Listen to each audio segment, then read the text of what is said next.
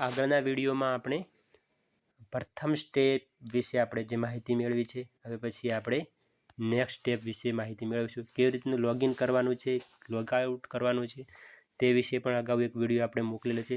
Next છે ration કાર્ડમાં માહિતી.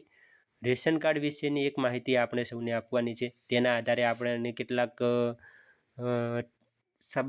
જે ઘરમાં રિલેશન છે, મતલબ કે જે સંબંધોનું વૃક્ષ છે તે આપણને જાણવા મળશે.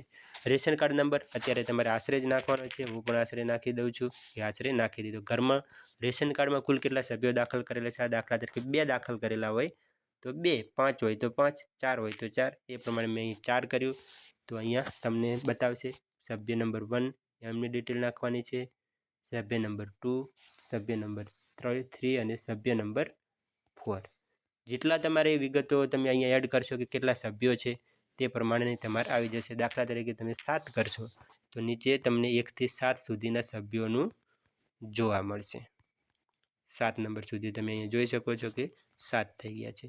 જેટલા રેશન કાર્ડમાં છે તેટલી જ વિગતો તમારે અહીંયા એડ કરવાની છે. 1 હોય તો 1 કરવાનું છે. આપણે 1 નાખીને જોઈએ. તો ચાલો સભ્ય 1નું અહીંયા નામ નાખવાનું છે. અહીંયા હું આશરે નાખી દઉં છું ધીરજ. ડેટ ઓફ બર્થ નાખવાની છે. ડેટ ઓફ બર્થ સિલેક્ટ કરવામાં ખૂબ ઇઝીલી રાખેલું છે.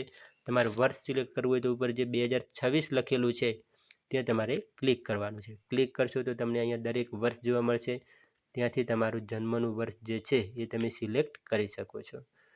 એના પછી જે તમારો જન્મનો મહિનો હોય, જાન્યુઆરી હોય તો રિટર્ન આવવાનું છે, ફેબ્રુઆરી, માર્ચ, એપ્રિલ, મે કે જૂન જે પ્રમાણે હોય તેમાંથી તમારી તારીખ સિલેક્ટ કરીને સેટ કરવાની છે.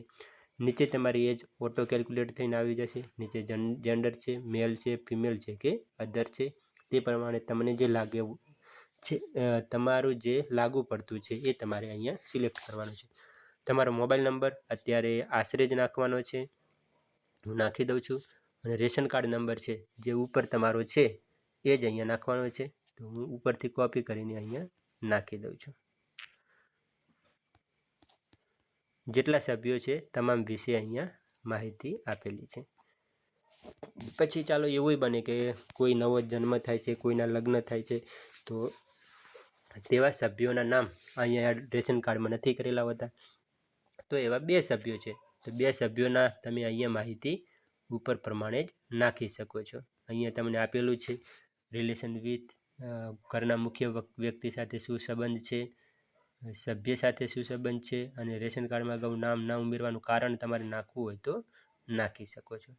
તો આ આપેલું છે આપણને સ્ટેપ 2માં.